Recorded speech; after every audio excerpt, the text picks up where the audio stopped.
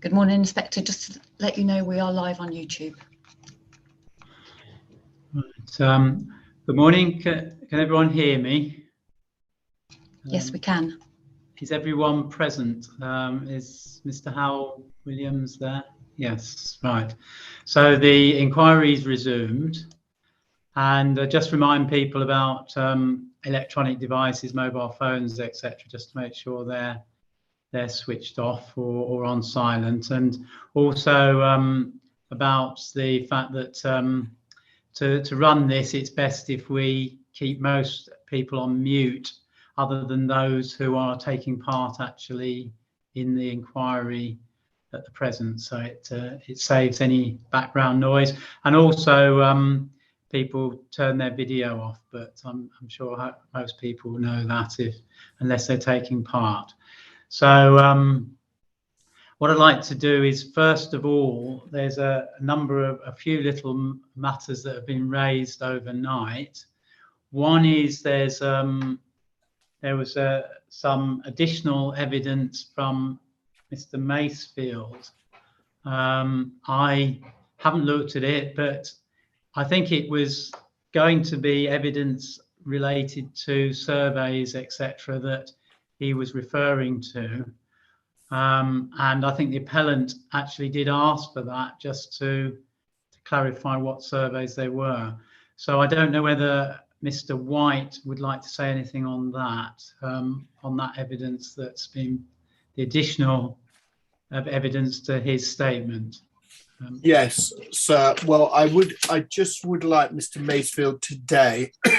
I mean, we'll come on to look at the timetable, but on the assumption that we were due to start ecology tomorrow, I think that might be optimistic. In the light of where we are, we're about a session behind, probably. I mean, we might catch up today, but I think there is the Public Rights of Way roundtable programme tomorrow and the sports roundtable. And I mean, the simple point is that I would like, if there are a couple of surveys that Mr. Macefield identifies that are not in the public domain, and obviously, to be fair, as Mr. Macefield has referred to them and gave evidence on Tuesday relating to them, it would help Mr. Goodwin, and in the interest of fairness, if Mr. Macefield could send those surveys to Mr. Goodwin by close of play today. So obviously Mr. Goodwin has what was referred to.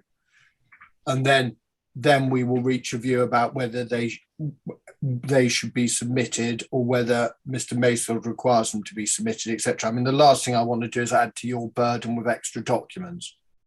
But yes, as you say, they have been referred to, but they haven't been issued as documents, so it might add to extra work as well on behalf of everyone, but which I want to try and avoid that. On the basis of that, I'd just like to say that Mr. Macefield isn't in attendance at the moment because he's had an appointment to go to. But he said he'd be looking at the recorded live stream to see what's going on. Well, could I ask? Could I ask, sir? We will put Miss Ashton will put in an email to the programme officer. Yes. What I've just articulated, that we would like to see those surveys, and if he could please email them by close of play today to the appellants, that would obviously be of great assistance prior to the commencement of the ecology sessions. Yes. And then, yeah. So that I'm happy with that. The next point is Ms. Lizelle, who seems to be happy with. I'm sorry, I won't move on yet because Mr. Howell Williams has got his hand up. But thank you, sir. It was only just to request that Mr. Macefield also send the surveys to our ecology witness, Ms. Forster. I'm sure he would have done that anyway, but just to be sure, I'd be very grateful. Thank you. Yeah. I mean, strictly speaking, the information should go through the programme officer, and then the programme officer should distribute it to the different parties. after that. So I'm sure that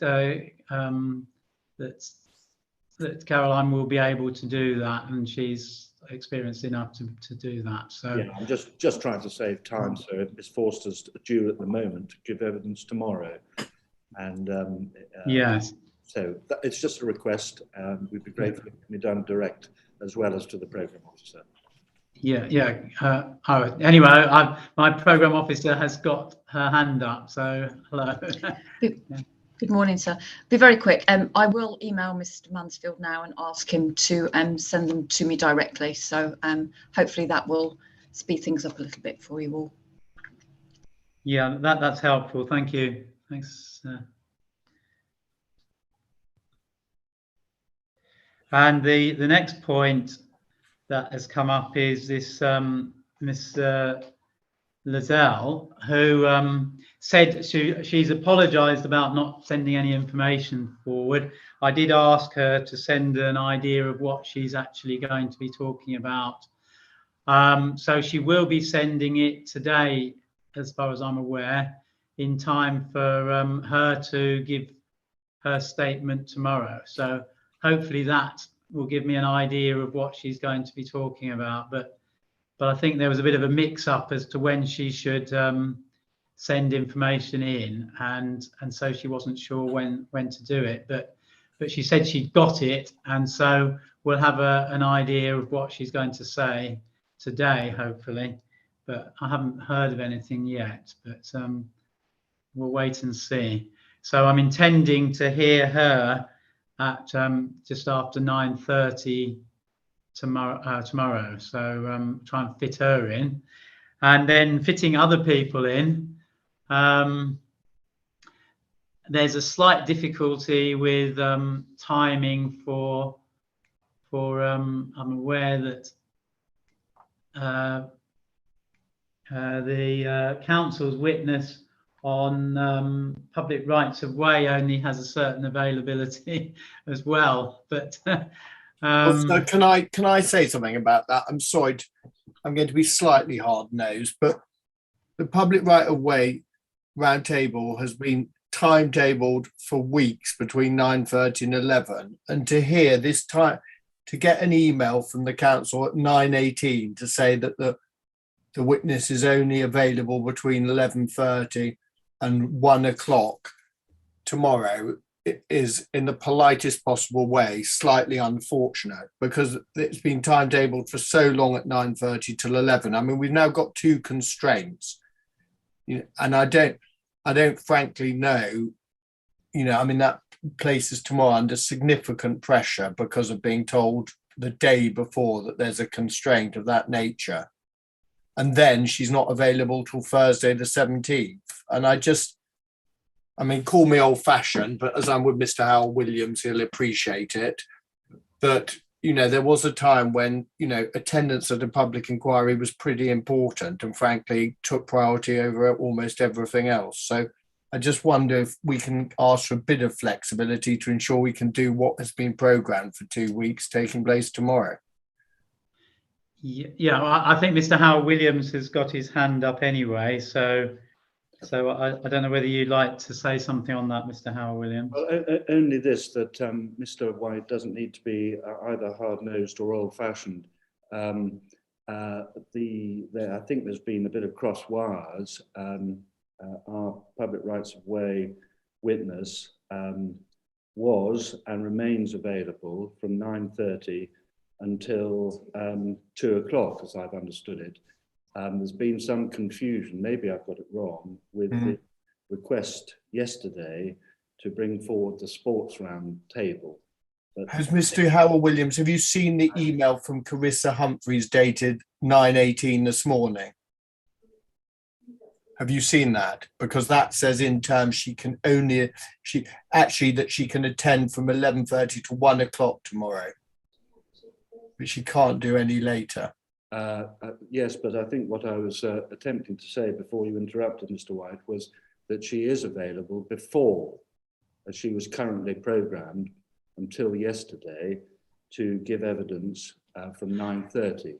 That's been... Actually, can I interrupt? Because I think Carissa Humphreys is has got her hand up, and she might be able to actually confirm what's going on. So I'm happy to let her say something. Ms. Humphreys. Thank you, sir. The email was meant to say, maybe I wasn't clear enough. The 11:30 part that I said was just saying if it has to be moved in the morning, then it can be moved until 11:30 to 1. So she's still available from 9:30, but it has to stop at that point is what we're saying. She's not available for the afternoon, but she is available for the entire morning session. It's just because originally she was only programmed from 9:30, so I was just saying that's an additional time. Does that make sense? Okay, that's clarified that. So hopefully that will fit in with the timetable, but we'll have to see how that goes. But I think we're certainly looking at doing the sports one first to try and make sure that Mr. Mayet's availability is well, as we know, he's not available next week, so at least he'll be able to attend this week. Right, so I think that's clarified those points. Well, it has, but can we get, I mean, we need to start therefore knowing we've got if we move them round, sport, we've got to do sport and the public right of way by 1 o'clock. Otherwise we adjourn the public right of way until the next time when she's available would be Thursday the 17th of Feb. As long as we all know that is what the roadmap is. I think we're looking at doing them all in the morning. Let's put it that way. Well, that great. Then it is all. Then the availability is academic. But I mean, I don't know how long-winded it's going to be on sports, but I'm hoping that will be the first session for 1.5 hours.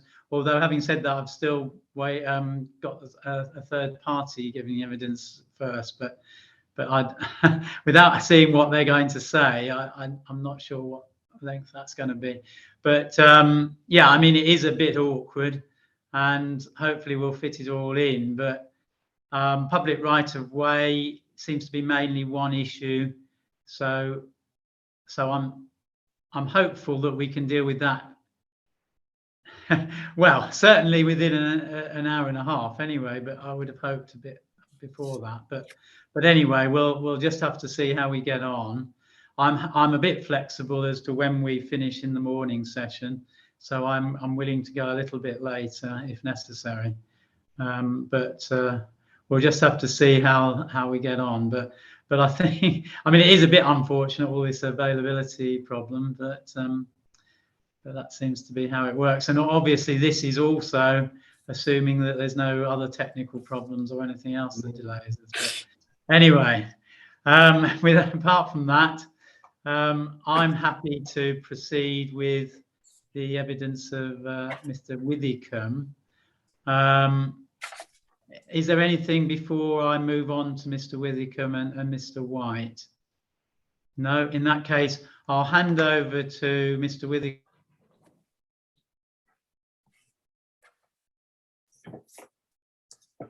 Mr. Withicombe, one of the consequences of a digital event is I cannot see, and I have no idea when you have the relevant document. So yes, do identify if you need a bit more time to get something up. I don't want to put a question to you when obviously you're whizzing through the internet to find a CD document, etc., etc. So just indicate when you haven't got something. Yeah, morning. Thank you. I will do. I've got a separate laptop set up with all the documents there, so hopefully be as efficient as possible. Brilliant, brilliant. Okay, let's start off, please, with just a few, with some sunnier climes of things that I don't think are in dispute. And for those purposes, as I understand it from your evidence, you very fairly set out that you instructed to give this evidence in November 2021, and you set that out at your paragraph 1.4. Correct.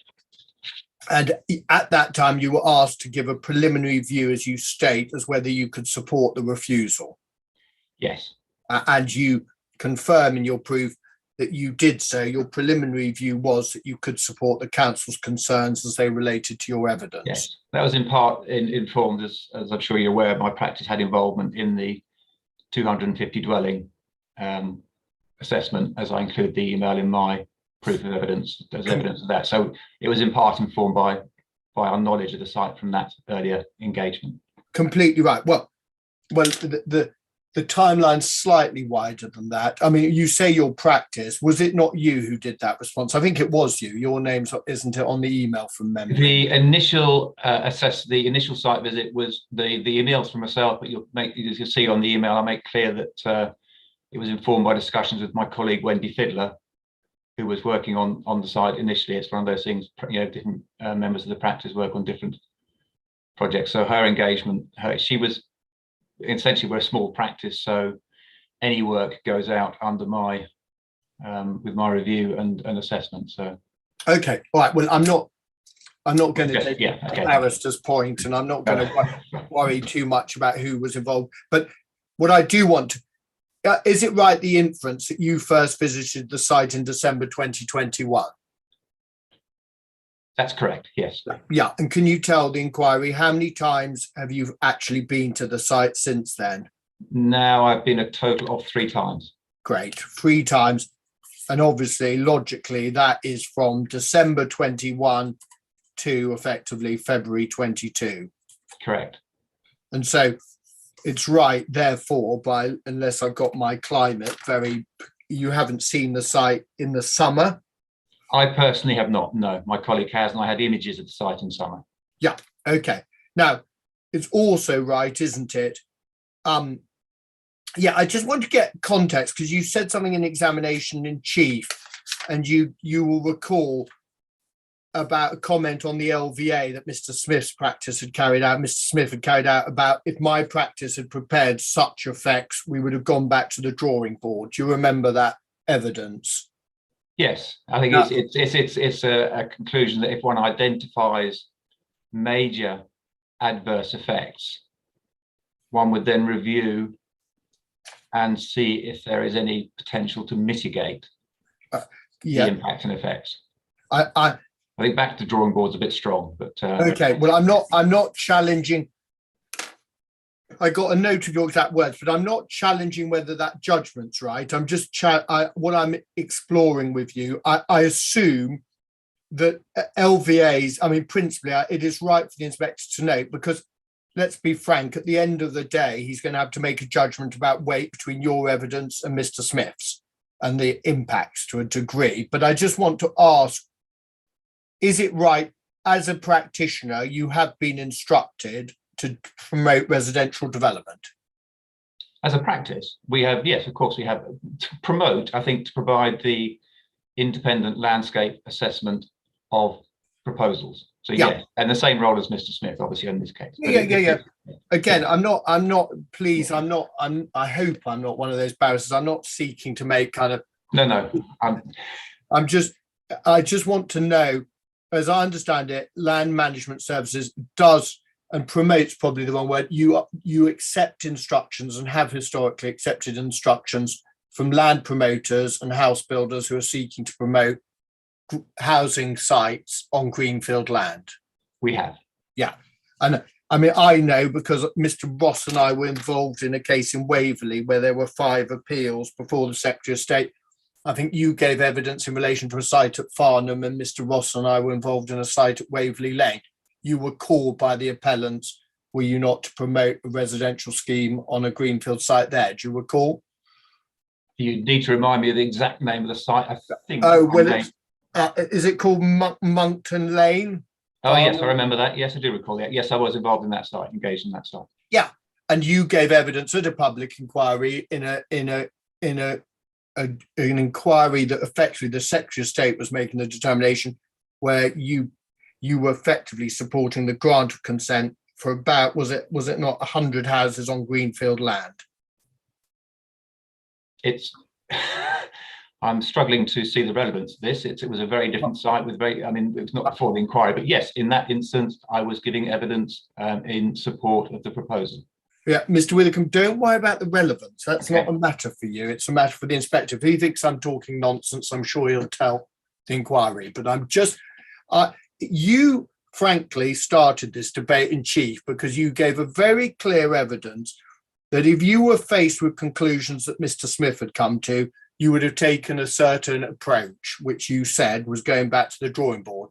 And to be fair, in the light, you opened this issue, and I'm just exploring in the light of your conclusion on that point. I'm just looking at what basis and what experience you have of supporting residential development. And we've got in your practice, you have taken residential instructions, you have come to the professional view elsewhere, and the specifics don't matter, but you have come to the view that residential development on greenfield land is something that you can support elsewhere. The specifics are, in my opinion, very important. That was a very different site with very different attributes and in a very different context. So the specifics, in my opinion, are important. I think you would struggle to find a single landscape practice that has not, if you like, presented evidence on behalf of local authorities and developers in the case of residential development on greenfield land. I'm sure that's right, but I'm not. That you keep on ascribing implications to that. All I'm getting to the question that you, as a practice, and you personally, you've accepted it's greenfield. It was greenfield, and you've accepted the proposed use was for residential development of around 100 units. I accept that. Yes. Thank you. Right now. Next point, can we please take up your evidence? And could you please go to your main proof, and let's just start by trying to agree the parameters of the cross-examination.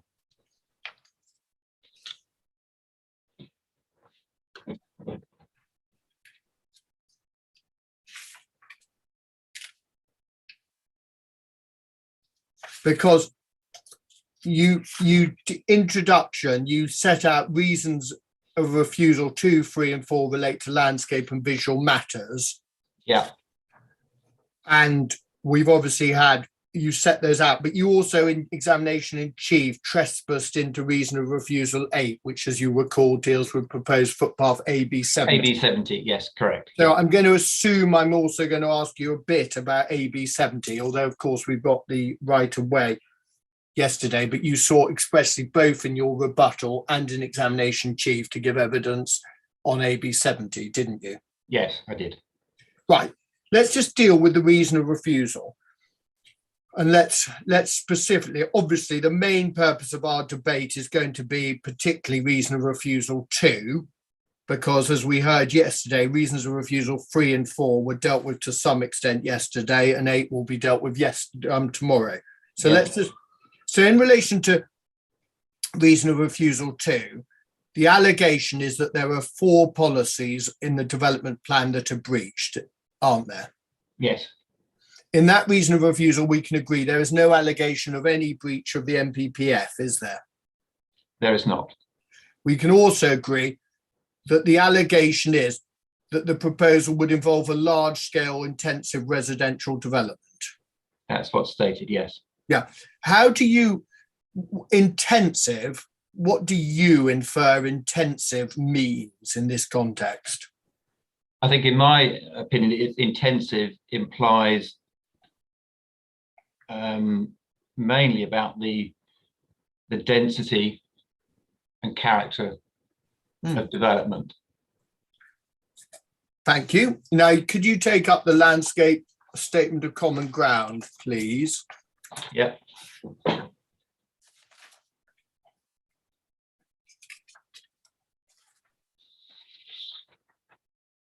And could you please go to paragraph 1? Yes, thank you. Got that. Now, you note paragraph 1, there's agreement between you and Mr. Smith that we know broadly, to paraphrase, the appeal site split into 2, which you characterise throughout this, as Mr. Smith does, the western end and the eastern end. Yes. the western end is where the houses will be positioned, and you and Mr. Smith agree, and it's no reason why you shouldn't, as it's a factual matter, that the western end is 12.35 hectares. That's agreed. It's also agreed that this proposal, maximum number of houses that could be placed on the site if the inspector granted permission, would be 145. That's agreed. Could you just divide 145 by 12.35, please? If you have a calculator. Beg your pardon, didn't have a calculator. Yeah, no, don't worry.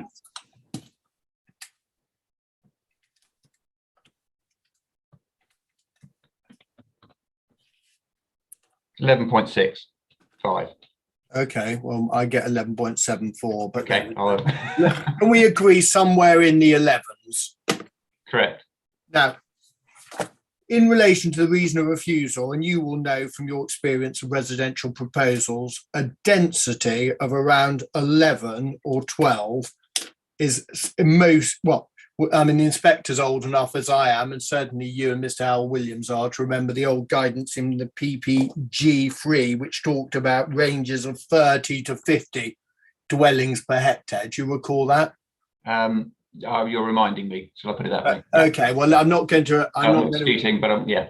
Yeah. Well, I mean, I'm just a mere barrister, and probably only a barrister because I couldn't do anything else. But in my view, where you've got a density in the range of 11 to 12.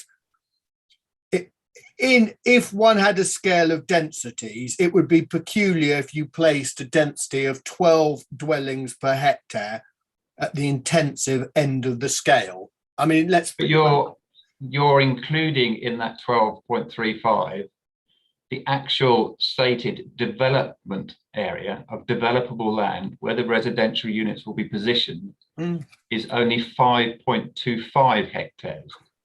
In measuring densities, I would normally take account of the residential dwellings and their curtilages. I would not include the associated, be it greenways or open space or landscape.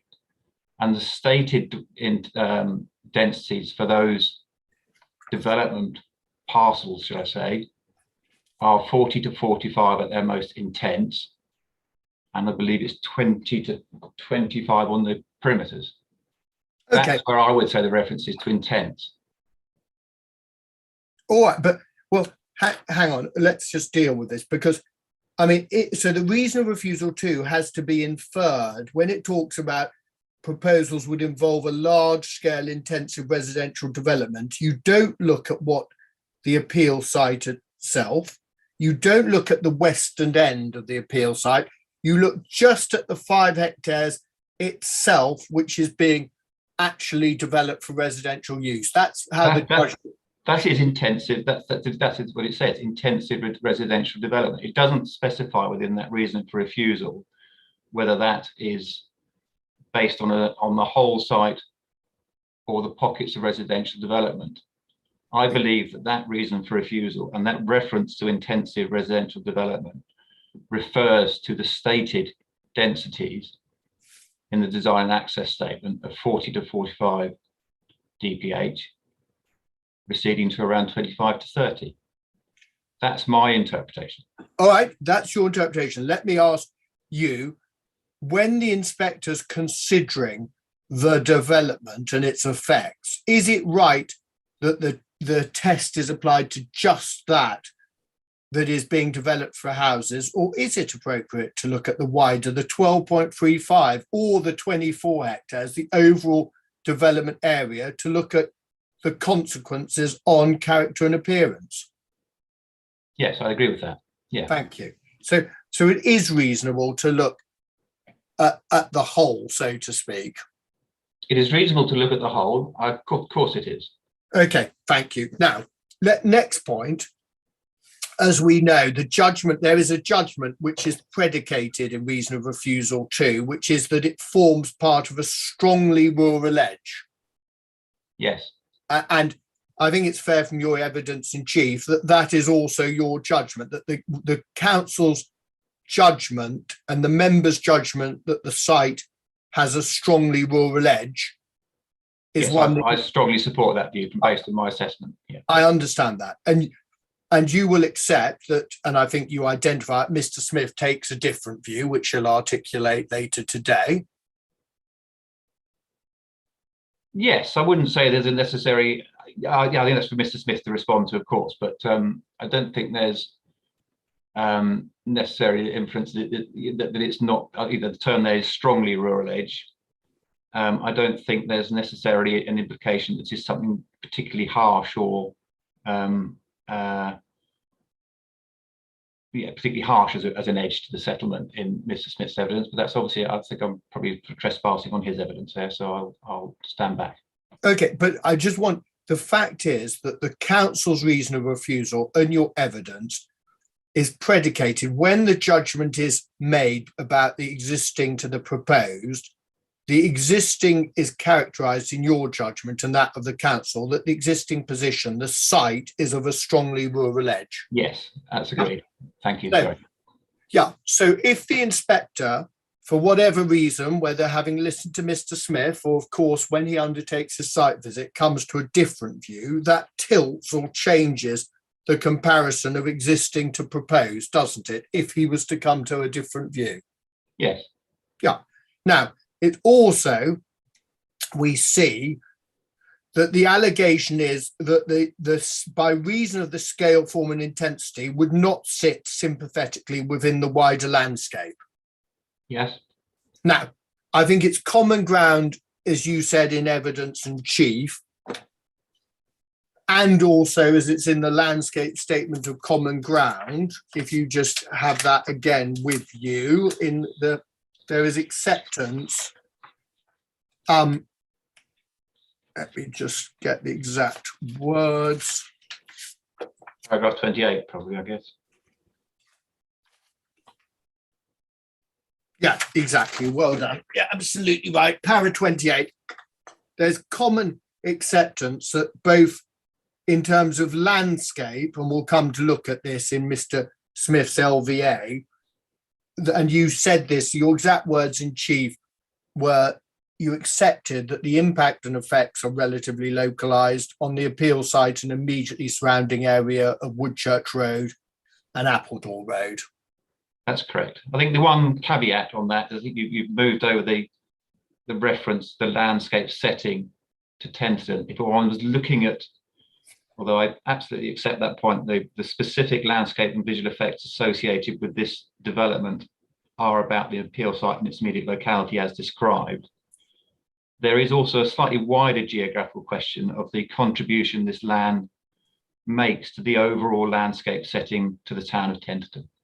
Okay, well, I'm going to put to you that the allegation, it is very peculiar that the allegation, and as you know, the council can choose whatever they want in a reason of refusal, but the allegation is of harm as a result of the development not sitting sympathetically within the wider landscape. And we also note that your agreement and Mr. Smith, both of you agree in the statement of common ground in 28, but effectively we are looking at its immediate locality, which could be expressed as wider landscape. It's not, it does include land that extends beyond the appeal site boundary.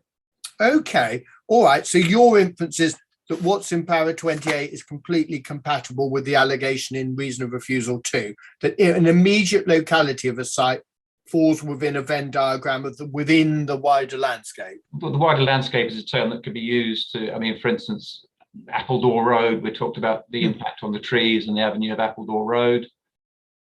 That is part of the wider setting context to the appeal site. Okay, all right. So basically, as long as you're a metre beyond the red line, that could fall within a description of harm to the wider landscape.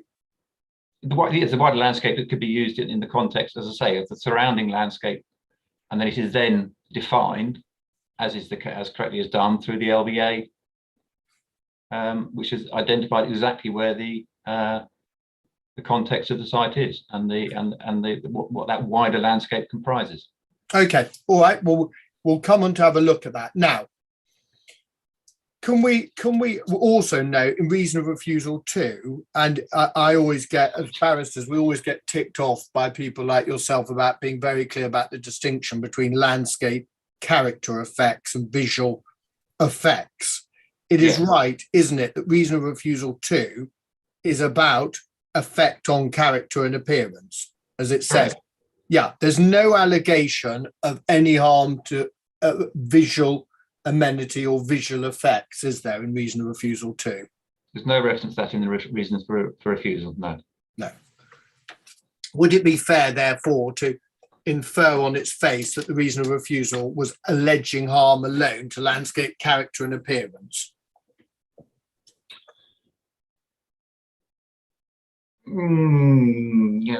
Appearance can imply, by its definition, the appearance of a landscape implies views. Well, okay. Well, it's okay. It's funny. Well, to an outsider, as I say, whenever I'm cross-examining a landscape witness and the inference is drawn that in some way I'm cross-contaminating, I get slapped on the wrist verbally. And yet there's also this point about that you just made. But it's noteworthy, reason of refusal 3 expressly talks, does it not, about the tree forms a component part of the visual character of the street. So I suppose that's your point, isn't it? Yeah, I mean, just I think I'm sure Mrs. Smith and I we do defend this, and it is quite right that one needs to assess landscape and visual effects. Yeah, the issues that are, of course, they're related, but the way one assesses them is very different. But just taking one of the landscape receptors in the table D4 of the LVA, one of those landscape receptors, not visual, is the prominence of St Mildred's Church at the west of the site. Mm. So therefore, there's an implication there of a slight crossover with the view, because St Mildred's Church is not part of the site. Yeah. It's also right in the reason of refusal, there's no allegation of harm expressly to the public right-of-way users across AB12, is there, in terms? It's not expressly set out in the reason for refusal, but I think reference to the officer's report, it is identified as an area of concern. Okay. All right, let's then please go on to deal with, I just want to, again, staying in sunny climes, I just want your agreement on various matters. Now, first of all, could you take up the LVIA, please? And could you go to T1? I've got a hard copy. I don't know if you do. I have. Great. And I don't know if the inspector does, but the way the LVA is frameworked is at the back are some figures and tables. And yes, T1. Yes, I've got that. I may need to go. I've only got an A4 copy, so I may just call it up on the. Yes, I think that would probably be worth doing because the A4 version is at quite low scale. I think it's CD 1.12 from memory. Yeah. Thank you. To those, if the inspector wants to. That part B, isn't it? Yeah. Yeah. Yeah, I've got it in 3 parts on the website. So that's not part B. Part B, excuse me. I think those in the wrong order. Is it? Yeah, it's part C, which is the first part of the drawing. That should be part C is the first. Yeah, I realise that. Yes. Well, it's a bit slow. Thank you. You've got it. Yeah, I've got. Yeah, I have that drawing in front of me. Great. So which drawing? Sorry, which drawing? T1, I think. T1, which should be the first thing that comes up. Yes, I've got that. Yes. Now let's just. Mine's disappeared for some reason.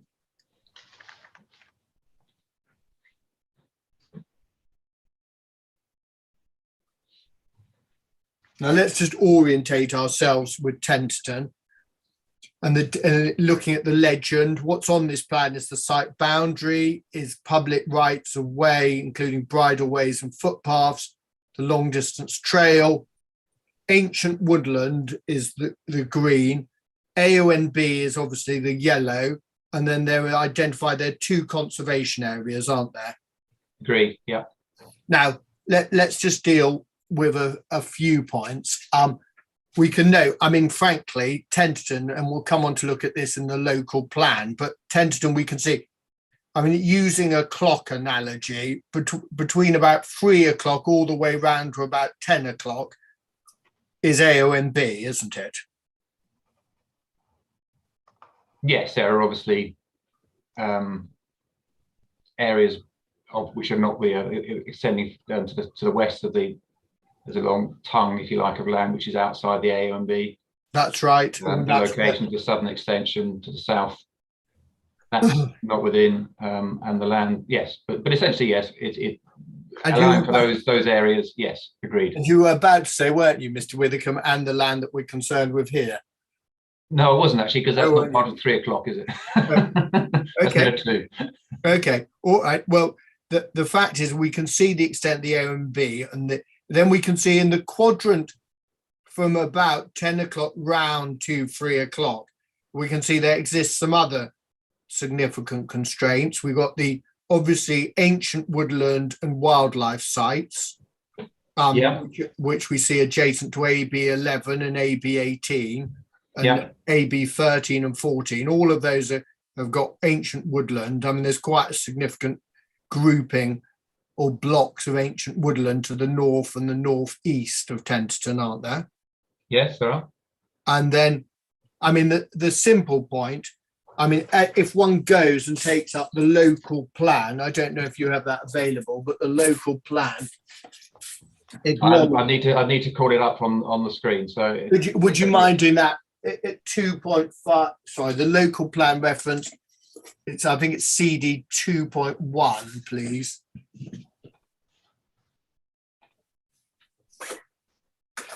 And I'd like you to go to paragraph, the Tenterden section, paragraph 2.51. So it's taking a little time to. Page 16. Big document, sorry. No, don't worry. So what page was it again, sorry?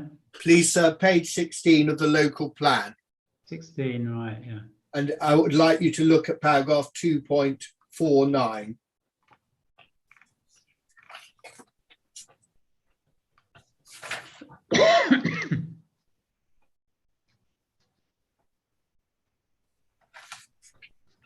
Yes, I've got that.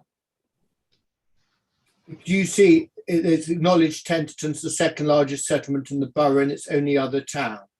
Yeah.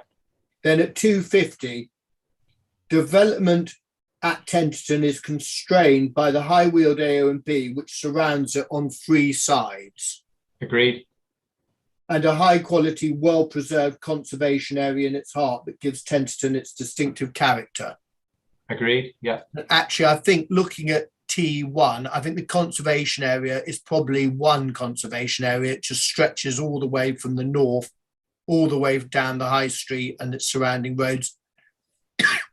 And then south, and then continues to understandably include the cricket pitch and opposite tent 1, which is shown in the blue as site outline. Do you see that? Yes, I do see that. Yeah. Can we also, just to assist the inspector, could you just identify for him? And I think your colleague, your previous partner, gave evidence at the Tilden Gill. Yes, she did. In 2014. Can you just identify for the inspector? I think Tilden Gill effectively lies. Do you see where it says AB 36, which is if you go south from our site? That's it. Yeah, that's it. I undertook the site work on that one. So yes, that's it. As I mentioned when I was going to invite the inspector to walk down the road towards Tilden Gill as part of the site visit. Yeah.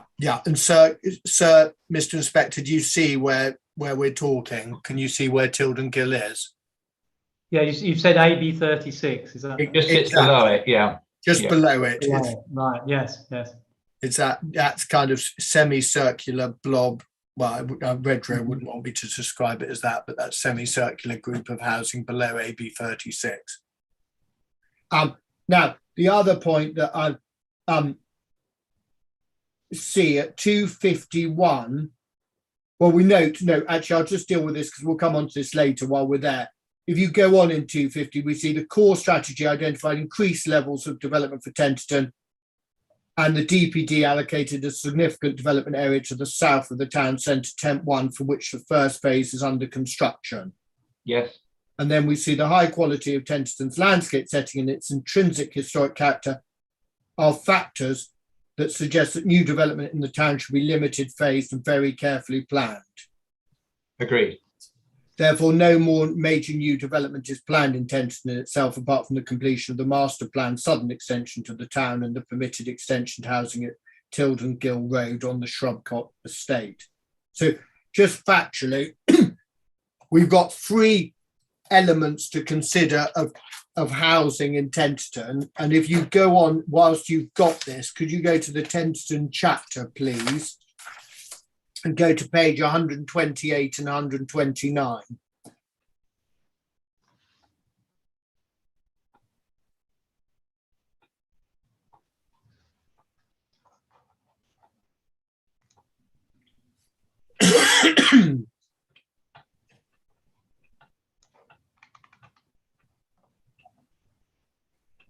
I'm not sure because 127, 128. Yes, I've got the map. Currently, I've got the map of the southern extension in front exactly of me. Right. I don't know. Is the PDF the same that you've got? Is it the same page numbers or?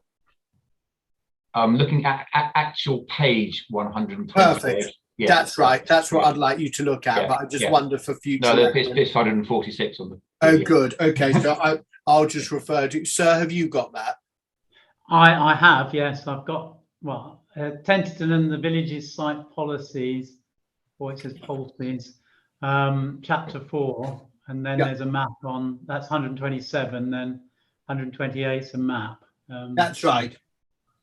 And as let's just agree, can we just agree the factual position? In 4.4, what's referred to is that in the DPD adopted by Ashford Borough Council, Tent 1 was adopted, and that was phases A and B. Yes. And what we can see from 4.5 is that phase A was granted permission for 250 dwellings. Yeah. And the inspector can see on his site visit, phase A is effectively nearing completion, isn't it? It's pretty well there by looking at it. From pretty much well there. So just looking at the timeline for Tenterden, 2010 allocation of 250 units. Then we had the appeal in 2014, which your colleague gave evidence for behalf of Ashford Borough Council for 100 units. That was granted consent on appeal, and it's a CD, I think it's 6.3.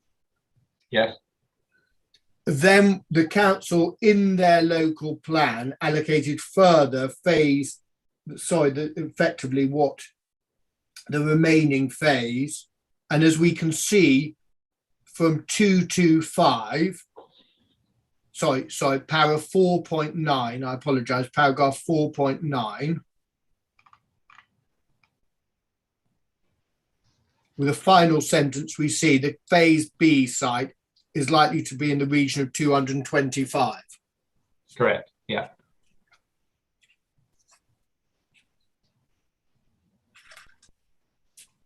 So what we have is just factually, and we can just note at 4.8, and we'll come back to that now. I'm not going to ask you yet to do a comparison between Tent 1 and the appeal site, but I note at 4.8, just for the inspector's interest, that it acknowledged the high wheeled A and B wraps around the site to the southeast and southwest, and the southern boundary is marked by an identifiable landscape feature, which is the stream. We just note that, and we also note, I mean, just to bring this together, over the past 12 years, we note that they've effectively been granted permission or allocated 575 houses, which are the 250 which were in the DPD, i.e. first part of Tent 1, the second part of intent one, which is the 225, which is in this core strategy, and then the inspector's decision to grant consent for 100 units. That sounds all right to me, yes. Yes. And we can agree that in the circumstances of the DPD and the core strategy, the council took the view overall that the balance was in favour of granting consent. We're accepting the resistance, obviously, to Tilden Gill Road. Yes, but I'm not talking about Tilden Gill Road. I'm coming on to that. But notwithstanding the council's evidence and, frankly, the position of Land Management Services in 2014, the professional judgment was that the harm to the character and appearance was unacceptable. But the inspector granted consent for that development. He did indeed. Yeah. And can I just ask you, please, to take up the landscape statement of common ground. Can I close off the local plan now? You can. I might go. No, I'm about to go back to it for a few policies, but in about half an hour. So if you want to come back to it, do. Yeah. Okay. I'll leave it up for now. Thank you.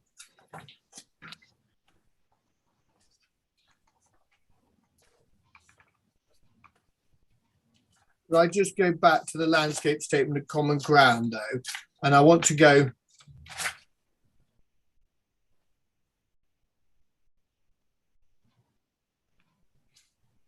Let me get my reference.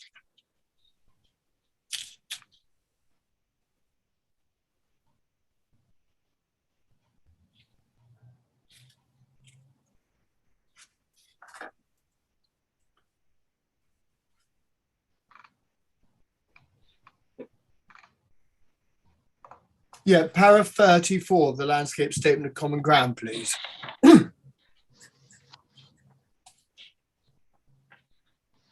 Can I just make clear, when you say, although this is a landscape statement of common ground, the council agree that this is often the case, but contend that the level of harm is unacceptable in this case. Yes. That's not your judgment, in essence. That's what you are summarising the council's case. Well, the landscape statement of common ground was drafted largely between Mr. Smith and myself. So that's my opinion. Well, I'm not sure. Sorry, to be fair to you, I'm not sure it can be your opinion, and I say that with the greatest respect. But of course, it's not for you to undertake the planning balance. No, you're absolutely correct, and I accept that point. Yeah, exactly. That's the way we've worded that is it's specifically in relation to the landscape and visual harm. It's obviously not trying to extend my role to make that decision on the planning balance. Exactly. I mean, your role, and this applies just as much to Mr. Smith, neither of you can entertain the planning balance. What you do is you seek to identify and assess the level of harm that can be added to be carried out by effectively Miss Goodyear and Mr. Ross. Yes, so I think, well, the way it is said, it expressed, it says, we agree that all greenfield residential developments result in at least localised landscape and visual harm.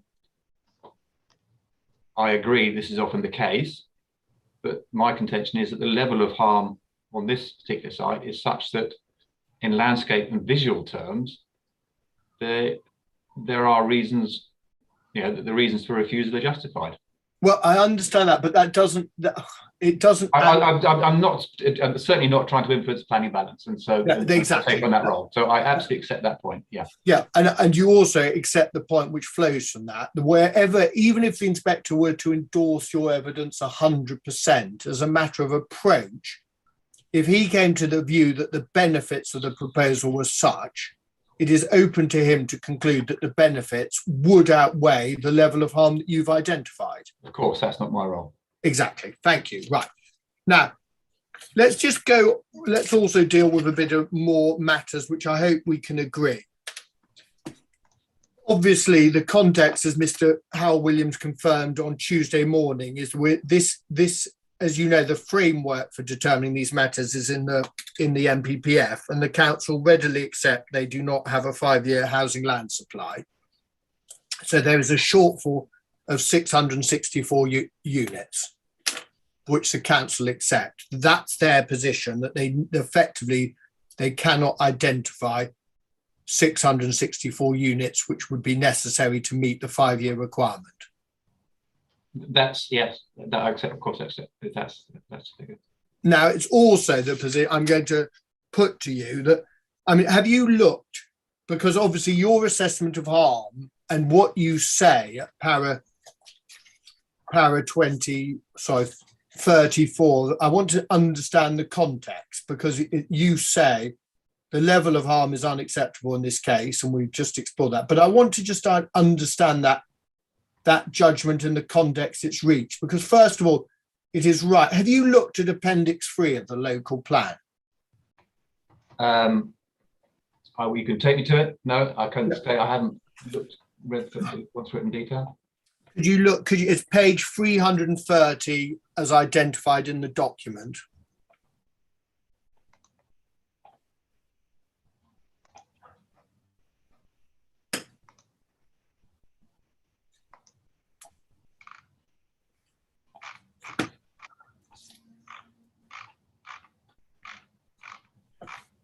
Yes, I'm with you. Thank you. List of housing site allocations, Appendix 3, yes? Yeah. Now, I assume in reaching that judgment, have you looked at these various allocations in the local plan? My role has been to assess whether the landscape and visual aspects of the reasons for refusal associated with this application on this site. I have not been asked to consider this in the context of housing need, because that's not my role. Well, I'm not interested. I'm not asking you what your role is, but I'm asking you. You reach a judgment about, you obviously in your mind believe that there's a certain threshold which is passed, which makes the visual and landscape character harm unacceptable, and you express that in para 34. And that level is specific to this development on this site. Absolutely. My judgment wouldn't, on any landscape and visual assessment, the wider housing demand or need doesn't influence my judgment. My judgment is about whether this proposal is appropriate on this site. Yeah, I understand all that, Mr. Whitcomb. You're ascribing far too much, as usual, to the question. Okay. Let's just ask the question.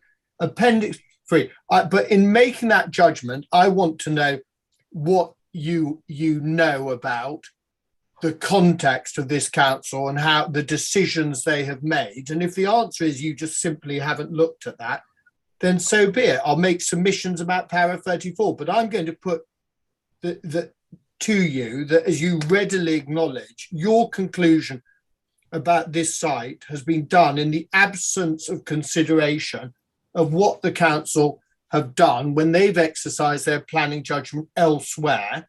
Oh, no, I'll come back on that then, because we were involved we've provided advice to Ashford over many years. And I'm just trying to recall from the back of my mind, we were involved in the site at Kennington. We were involved in the site at Court Lodge. We had engagement, I think, in the site at Willsborough Lees. North Street. Wait.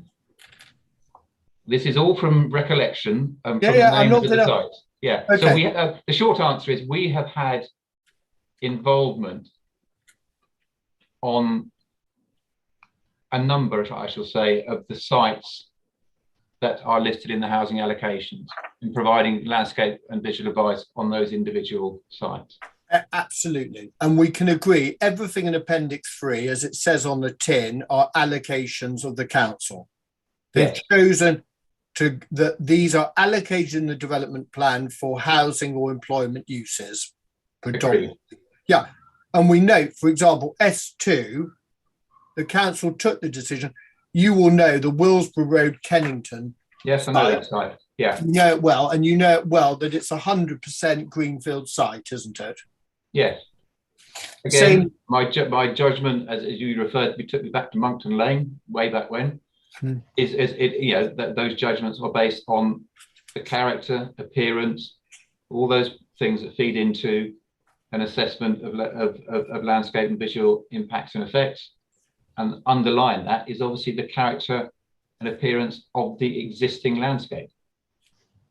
Absolutely. Why? I jolly well hope so. But Good, what the council's decision was quite clearly that you could allocate. I mean, we can go down this list, but I'm going to put to you that the vast majority of allocations that the council chose in the local plan are greenfield sites.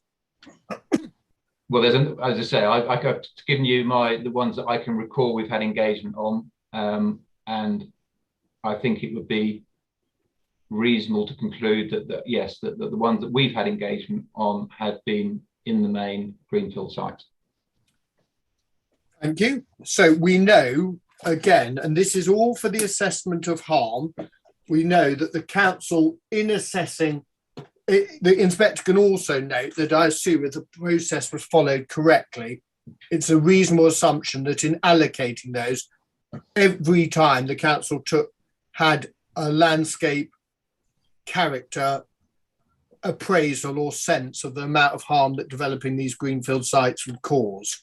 Most likely, I would guess with some of those smaller allocations, S30 for 15 houses, that may have not been a such a consideration. But yes, I mean, again, as you rightly say, it is the balance. They would take into account advice we might give on landscape and visual matters, but there is obviously the wider question of need, which we're not involved in.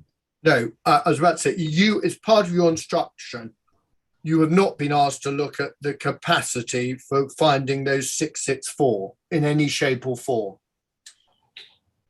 Oh, that's a good question, because we did have engagement 3, 4, 5 years ago to look at half a dozen or so potential allocation sites and do a very high level landscape and visual appraisal to determine which of those might have the least constraints. So we have had some engagement in that process, but it's not to look at all those sites, of course. No, but I'm interested in February 2022. You did not, it is no part of your case to say to the inspector, this is the level of harm that will occur with the appeal site, and take comfort that you don't need to have that level of landscape harm because there are other solutions with less harm. You don't positively support or tell the inspector there are other sites available to meet the need with less harm. You just haven't been asked to do that exercise. No, that's correct. You also, would you accept the proposition, or would you say you just don't have a view?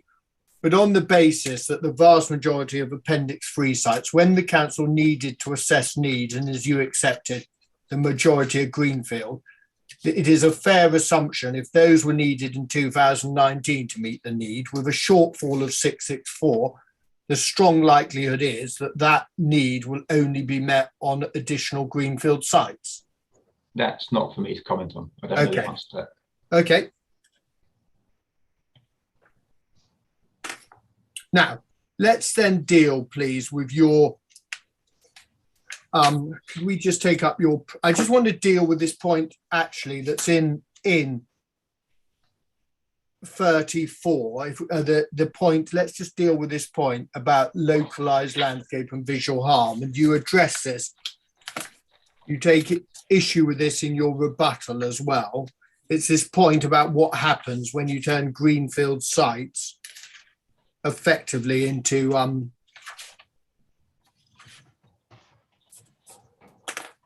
residential. Mm-hmm. Just have a look. So I'm just trying to get one more reference. Actually, let's start 6.8 in your main proof, please.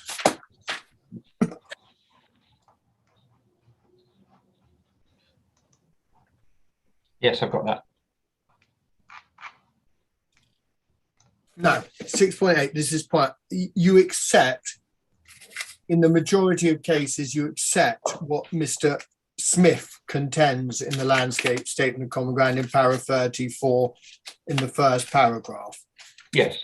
You accept, in the majority of cases, greenfield residential development will lead to at least localized landscape and visual harm. That's agreed.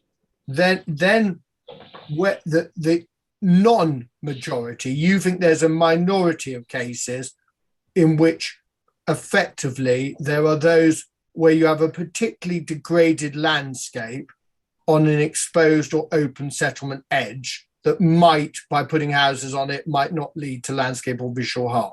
Yes, I think both Mr. Smith and I would have dealt with very varying settlement edges and landscapes on settlement edges, which might be particularly degraded or have few features which reflect wider landscape character. And then for the assessment of impact and harm is less substantial. Well, let's just look at that. Using the Glivia methodology, what effectively you're saying is on an assessment from baseline to construction to completion, there is actually an improvement. I don't think I think I said that. You didn't say, no. You didn't say that. I'm looking at this. If you don't have harm, you've either got a development which is exactly the same as baseline, i.e. its effects are neutral, or you have benefit. It's beneficial. Yeah. So there. But the thing is, as you're saying, in the planning balance, we might identify minor harm in the landscape and visual assessment, but that is overridden by need, which that might be the case. No. So, okay. Sorry, Mr. Wood. Yeah. No. I'm shaking my head. Let's completely forget the overall planning balance. As we know, you can get major adverse development in an AONB that might, or a national park that might, for whatever reason, get planning permission. Yeah. Forget the overall. I don't even want to trespass onto the plus elements of a development. I just want to deal with landscape. Okay. Landscape before and after. Now, you and Mr. Smith have an intellectual debate, and Mr. Smith takes the view very clearly that all greenfield residential development, when you look at a baseline which is greenfield, then you look at a post-development which is residential, you will have, applying Glivia in essence, you'll have at least localized landscape and visual harm. You take issue and say you agree in the majority of cases, but there's a minority of cases where comparing baseline with development, there's a minority of cases where they're looking at your terms at 6.8, there would be no localized negative or adverse landscape and visual impacts. I think that's a fair statement. Yes, that could be the case, but I think I would absolutely agree. It is very much potentially the minority. Well, I just want to deal. Let's just explore how you get that. So you do a Glivia assessment, and what the baseline of greenfield in your minority, that baseline has to have something it needs to be a particularly degraded landscape, plus be on an exposed or open settlement edge. Those are two examples, yes, that I've given. Yeah. I mean, we could go through a detailed analysis, but those two circumstances could exist. Well, they could. I'm going to put to you. Let's take this into the context of Tenterden. I'm going to put to you that you haven't, and I haven't seen that the inspector could walk around the whole of the Tenterden, and that you haven't identified, and actually that's probably because there isn't any particularly degraded landscape in the context of Tenterden, is there? I haven't undertaken a full assessment of the whole settlement edge, but based on my knowledge of Tenterden, I suspect that is the case. And if that suspicion is correct, I'm going to put to you that para 34, if we added in, the very strong likelihood is that any greenfield development to residential in the context of Tenterden, is likely to at least have a localized landscape and visual harm. Would you accept that? I would think that's almost certainly correct, yeah. Thank you. Now, let's also look at, please. Yeah, let's just get the factual position as well. Unlike, as we've seen, the majority of Tenterden as identified in para 250, the council says that three sides of Tenterden are affected by the AONB, which effectively is a landscape designation, isn't it? It's a national and very important landscape designation, correct? Absolutely. And to get housing built in an AONB, you need to do what? What's the policy test? Can you recall? Well, it'd be the MPPF overcoming. I'd need to reference the actual paragraph, but have that in front of me. Exceptional circumstances for major development. Exceptional circumstances, exactly, yeah. Now, it's also right, isn't it, that this site has no landscape designation that you or Mr. Smith recognise on the appeal site? Yes, that's absolutely correct. It's also right because we know there's also a category of class of land where people have flirted with a designation in the past, whether it be landscape or greenbelt or anything else. There's no evidence that anyone has ever considered designated this land in the past, is there? In the past, well, with the exception, of course, of the proposed local green space in the Tenterden neighbourhood plan. Well, okay, if you... With the exception of that, I accept, take the point, yeah. Okay, we also know that in terms of your evidence at 1.9, and it's also in the statement of common ground about the AONB, there is no contention of harm to the setting or the AONB, is there, from this, if permission is granted? That's agreed. And you would accept, frankly, in the context of a settlement, which on 3 of 4 sides has the AONB, that is a plus of development of this site, that you can build 145 houses with the agreed position of both landscape witnesses. There would be no harm to the AONB. It would be a plus of any development which might be in proximity to the AONB. Yeah, absolutely. But we note from the local plan that the judgment is reached because of the AONB. It makes building houses in Tenterden problematic because of the extent of the AONB. Yes, yeah, accepted. We also know, frankly, if you look at, could you please take back the LVA, and could I please ask you to go back to the figures? Figures, beg your pardon, yeah. I'd like you to go to figure T5.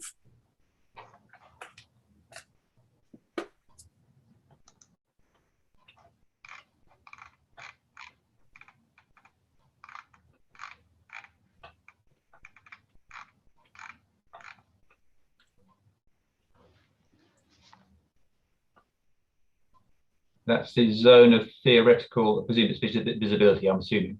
Yes, exactly.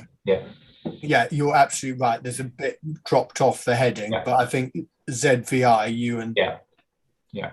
And we also, that's reflect this ZVI, as we can see, and of course, as I understand the methodology, which you'll know far better, that effectively assumes almost a blank canvas in the sense of is that right? That generally, yes. Again, you have to define exactly what you're taking account of. But generally, the ZVI, you would do it as a blank canvas based purely on topography. Yeah, and then if we look, that then feeds into T6. If we look at the SLR viewpoints, in agreement with the extent of harm, we can see that every single viewpoint is either within the site or on Appledore or Woodchurch. Absolutely, I've agreed that's a very fair set of representative viewpoints.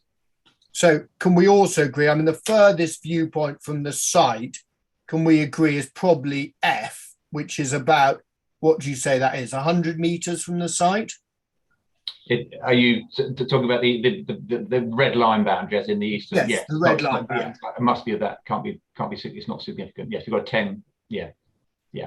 And so can we agree that all the relevant viewpoints are within a radius of either on the site or within 100 metres of the site? Yes, I think that's reasonable. So, as Mr. Smith says, it is fair. I mean, you call it localized. I'm going to put that's as you accepted in chief. The viewpoints that are relevant are pretty localized, if not highly localized, to the site and its surrounds. They're localized to the site and its surrounds. Yeah. It's also right, isn't it? And again, going back to T1 and seeing the conservation area, it's readily accepted in the landscape statement of common ground, I think, always at the overarching one. There's no allegation that building here will have any harm with the LPA on the conservation area.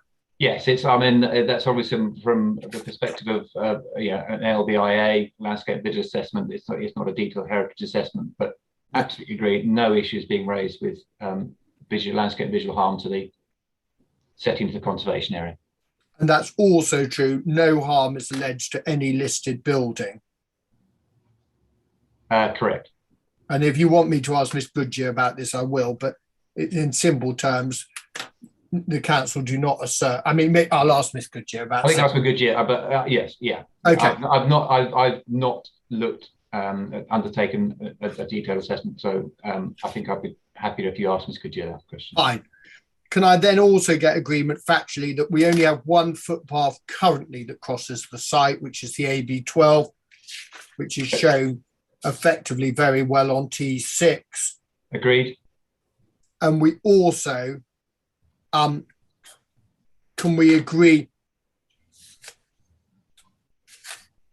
that, yes, we're going to go on to look at in a minute about the design, but before we do, I just want to ask you this point, which just to get it clear, as I understand it, you and Mr. Smith both say at various elements that there are elements doing the Glivia exercise of value and also the updated guidance that Mr. Smith was involved in about assessing valued landscapes. But I don't think that it is positively contended in accordance with the MPPF and Paris 174 now, as it now is, and it used to be 170. I don't think you are positively running a case that the grant of consent would not protect or enhance a valued landscape as defined by 174A. Yeah, it wasn't absolutely accepted. It's not one of the reasons for refusal. It's not mentioned in the reasons for refusal. But as a landscape value assessment had been undertaken as part of the LBA, I felt it appropriate for me to undertake a landscape value assessment, and obviously Mr. Smith has also undertaken his own assessment as part of the in his proof of evidence. I think we both agree that much of the value is at a local or community level, and perhaps I placed greater weight on certain aspects in that assessment, in particular, for instance, the contribution of the site to the landscape setting to Tenterden. And my conclusion is that there are attributes associated with the site which could lead to the which would contribute to the land being considered as a valued landscape, but it is not one of the reasons for refusal. So okay, good. So the inspector, it is not the council are not positively contending that the grant of consent would breach 174A. It is not in the reasons for refusal. Thank you. Okay, now next point, just on the factual, could you take up, please, again in the T series, and the best plan is T3. This is the master plan, yes?